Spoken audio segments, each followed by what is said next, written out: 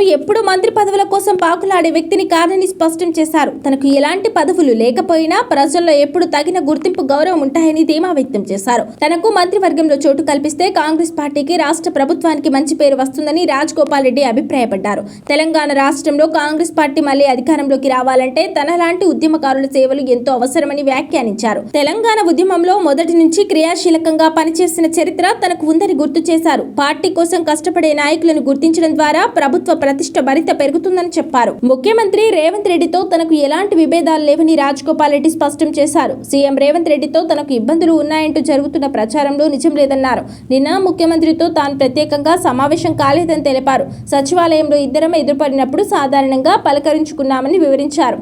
దీనికి రాజకీయ రంగు పులమాల్సిన అవసరం లేదని కోరారు. బీఆర్ఎస్ వర్కింగ్ ప్రెసిడెంట్ కేటీఆర్ తో భేటీ పైన రాజగోపాల్ రెడ్డి క్లారిటీ ఇచ్చారు. అసెంబ్లీ లాబీలో కేటీఆర్ ను కలవడం కేవలం సాధారణ విషయమని చెప్పారు.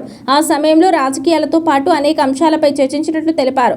గతంలో బీఆర్ఎస్ పార్టీ చేసిన తప్పులను కేటీఆర్ ముఖం మీదే చెప్పానని వెల్లడించారు. 2018 అసెంబ్లీ ఎన్నికల్లో బీఆర్ఎస్ పార్టీకి సొంతంగా 88 సీట్లు వచ్చాయని గుర్తు చేశారు. అంత మెజారిటీ ఉన్నప్పటికీ కాంగ్రెస్ పార్టీకి చెందిన 12 మంది ఎమ్మెల్యేలను చేర్చుకోవడం తీవ్రమైన తప్పిదమని కేటీఆర్ కు తేల్చి చెప్పినట్లు వివరించారు. ప్రజాస్వామ్యంలో విపక్షాలను బలహీనపరచడం సరైన పద్ధతి కాదని హితవు పలికినట్లు పేర్కొన్నారు. రాజగోపాల్ రెడ్డి చేసిన ఈ వ్యాఖ్యలు ఇప్పుడు తెలంగాణ రాజకీయ వర్గాల్లో పెద్ద దుమారం రేపుతున్నాయి. మంత్రివర్గ విస్తరణ జరగబోతున్న తరుణంలో ఆయన చేసిన కామెంట్స్ పార్టీ వర్గాల్లో తీవ్ర చర్చకు దారితీశాయి. ఉద్యమకారులకు పెద్దపీట వేయాలంటూ ఆయన పరోక్షంగా అధిష్టానానికి సంకేతాలు పంపినట్లు విశ్లేషకులు భావిస్తున్నారు. భవిష్యత్తులో పార్టీని బలోపేతం చేయడానికి సీనియర్ల అనుభవాన్ని ఉపయోగించుకోవాలని ఆయన సూచించినట్లు అర్థమవుతోంది.